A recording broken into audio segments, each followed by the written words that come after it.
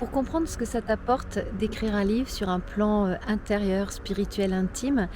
c'est important de t'imaginer que quand tu vis ta vie tous les jours, tout ce que tu as pu, engranger comme expérience, quelle qu'elle soit, chaque fois que tu as aimé, chaque fois que tu as été déçu, chaque fois que tu as ri et pleuré, chaque fois que tu as travaillé, créé quelque chose, chaque fois que tu as,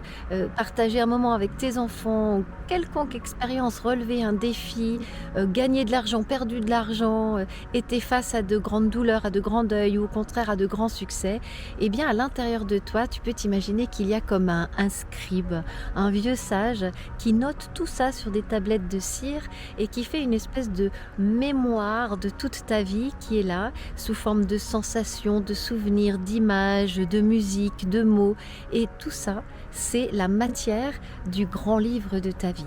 Et quand tu vas vouloir écrire, tu vas te connecter à toute cette mémoire et c'est finalement ça qui va ressortir. Que tu écrives de la fiction, que cette mémoire prenne une forme de roman, que tu la transposes dans des personnages, ou bien que tu en fasses une méthode de développement personnel, un livre un peu plus pratico-pratique, quel que soit ton livre, il est en train là de s'écrire à l'intérieur de toi, il est déjà en fait écrit par la vie que tu as menée.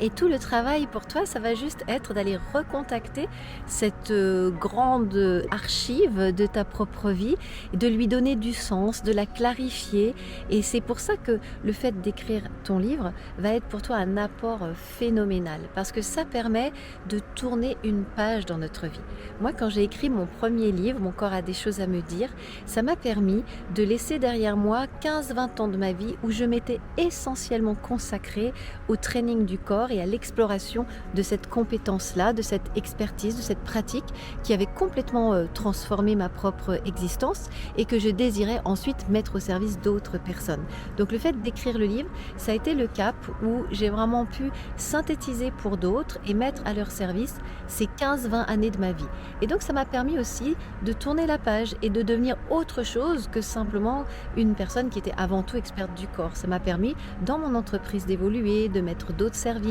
avec le service de la pratique corporelle, de faire quelque chose de plus unique, de plus synthétique, parce que j'ai pu mettre quelque part tout ce parcours avec le corps qui en même temps était fabuleusement riche, mais qui commençait un peu à me peser parce que ça me définissait trop dans une seule et unique chose. Et en même temps, évidemment, dans ce livre, j'ai mis toutes les souffrances, toutes les douleurs que j'avais vécues avec mon corps et qui m'avaient obligée ou poussée à trouver des solutions.